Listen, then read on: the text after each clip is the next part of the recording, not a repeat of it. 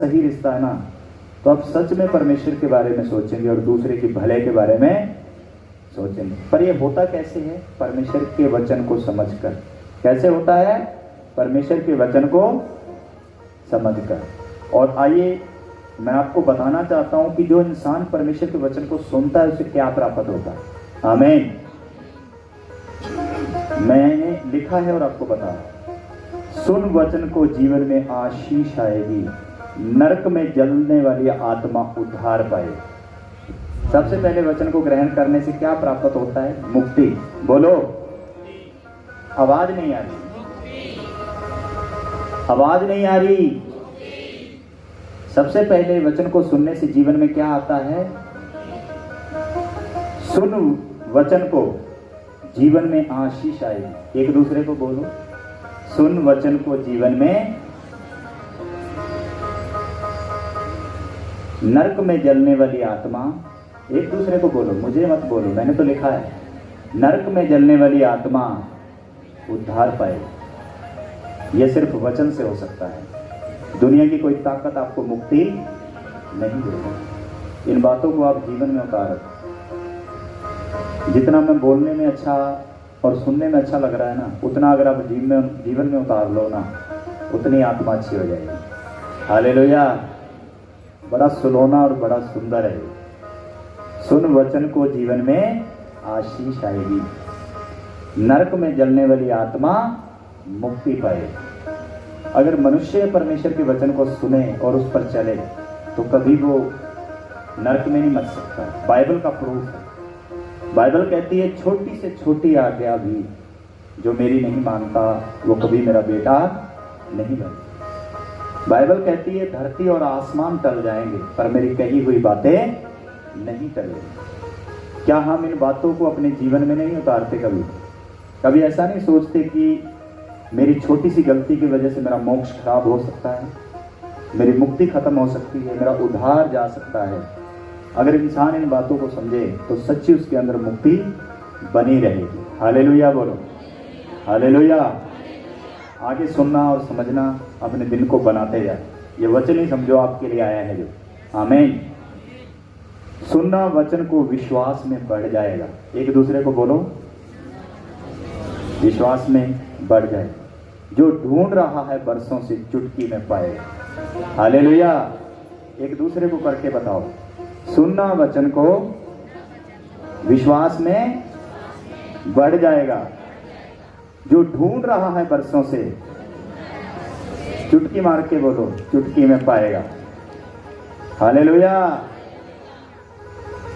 कैसे मिलता है मनुष्य को? खुदा को सुनना पड़ता है। हालेलुया। जब हम उसकी बात को अनसुना करते हैं, चाहे तुम मसीह में चलते रहोगे, प्रभु में चलते रहोगे, पर जो असली जिंदगी है वो नहीं आपके पास आता है। आप उसको परीक्षा के रूप में ले लोगे। फिर बाद में आप कहोगे मेरे कर्मों में लिखा है। आप कहोगे शायद प्रभु की इच्छा है, मैंने नहीं मिलेगा। नो, प्रभु की इच्छा है। सुनना वचन को, क्या बोला? सुनना वचन को विश्वास में बढ़ जाएगा। जो ढूंढ रहा है बरसों से चुटकी में पाएगा। अरे चुटकी में पाएगा। हालेलुया। चुटकी कितने समय में बच गई? पर बात क्या है? सुनने वाले को मिलता है। किसको मिलता है? सुनने वाले। आपको पता है, बहुत सारे संडे आपने अटेंड किए, बहुत सारे चर्च अटेंड किए, बहुत सारी मीटिंगें की आप लोगों ने। हर रोज दिन मन बनाते हो, पर तुम सुने पे स्थिर नहीं रहते, जिसके कारण तुम्हारा विश्वास वो बन नहीं पाता। हालेलुया। जब इंसान वचन को सुनकर उस पर चलता है ना, उसका विश्वास बढ़ता है। विश्वास जो उसको चाहिए उसको तुरंत मिलता है। तुरंत। कैसे मिलता है? तुरंत। देरी नहीं है मसीह में। हालेलुया। देरी पहले होती थी हमारे जीवन। हम भटक रहे थे 20 साल से, 25 साल से। मैं कल मीटिंग कर रहा था जमालपुर गांव में, तो वहां पे एक बुजुर्ग थी जो इतनी मोटी थी, वो 30 साल से घुटनों के दर्द से प्रॉब्लम में, 30 साल से उसका दर्द था। और जब हमने प्रार्थना की तो चुटकी में 30 साल का दर्द गायब हो गया। चुटकी। सोचने वाली बात। हुआ या नहीं हुआ? गवाही हमने डाली है, वो वीडियो बनाया उसका।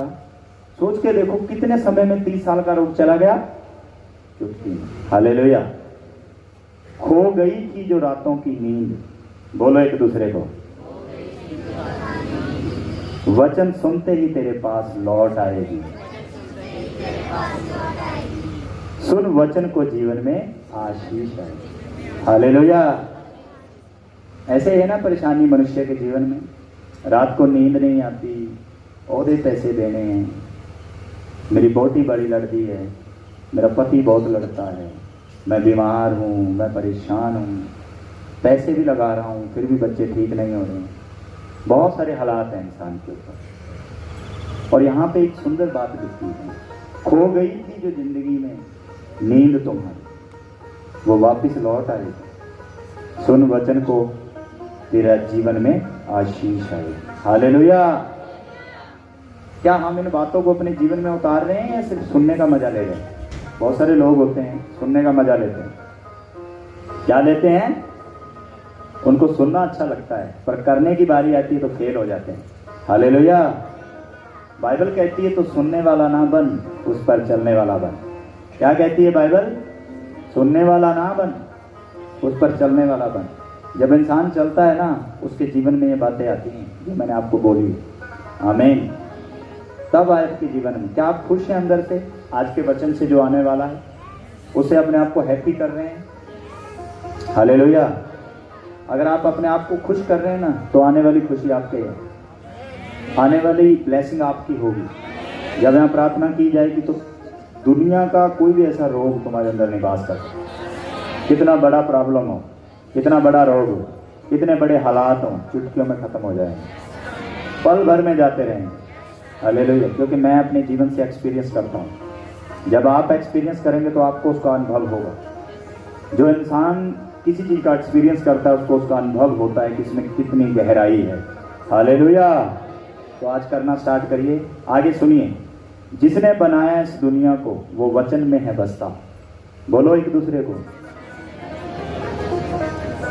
जिसने बनाया इस दुनिया को वो वचन में है बसता, जीवन में कोई और ना रास्ता। हालेलुया।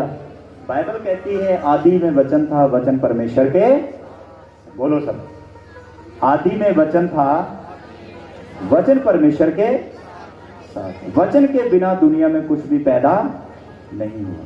हालेलुया। आपको समझना है कि परमात्मा का कोई रूप नहीं, परमेश्वर का रूप एक ही है, वो आज्ञा देता है। आज्ञा क्या है? वचन देता है। जो लोग वचन को मानते हैं वही उनके लिए परमेश्वर है। हालेलुया।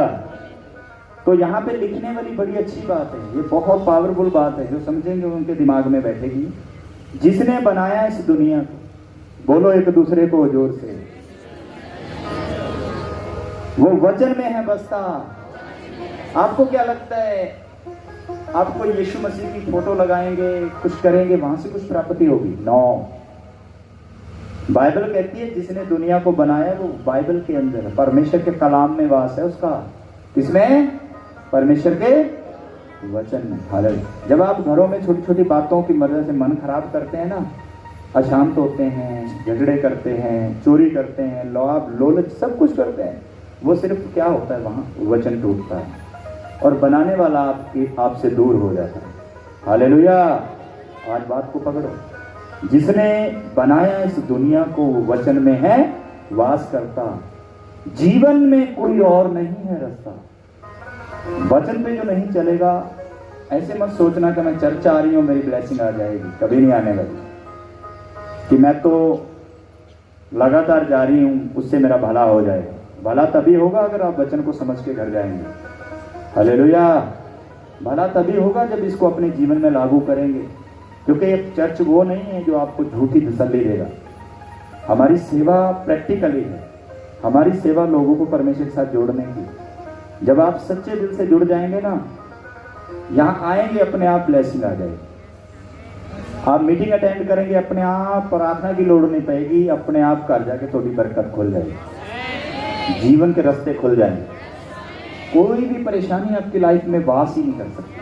तो इसलिए आप पकड़ो इन बातों को, सुन ले मन को रोक के, जीवन में ज्योति जग जाएगी। आमीन। अगर किसी के जीवन में अंधेरा है, तो वो मन को आज रोके, क्योंकि मन हमारा रुकता एक जगह। हालेलुया। कदे इधर थे कदे ऐसे करो, कदे इधर थे कदे। हालेलुया। होता है क्या नहीं होता है? कभी संसार में कूद मार जाते हैं, कभी आत्मा में कूद मार जाते हैं। हालेलुया। अरे सुनकर रोक ले अपने मन को, ज्योति जग जाएगी। क्या बात है। हालेलुया। आज ध्यान से सुन के जाना वचन। मैं कोई शायर नहीं हूं भाई, आत्मिक बातें हैं जो वचन के द्वारा, अगर इन्हीं को शब्दों से बोलूं तो वचन बन जाएगा, अगर इन्हीं को शायरी से बोल रहा हूं तो ये शायरी बन रही है। हालेलुया। पर कैसे ना कैसे करके आप तक समझाना है, समझाना है, लोगों को बदलना है, लोगों के मनों से बात करनी है। यही चाहिए परमेश्वर को। मीटिंग का मतलब ये नहीं होता कि हमें हर बार अपनी हीलिंग लेकर जाना है, हर बार हमें दुष्ट आत्मा निकलवानी है। मीटिंग का मतलब हो रहा है बदल कर जाना। क्या मतलब होता है? बदल कर जाना। जो परमेश्वर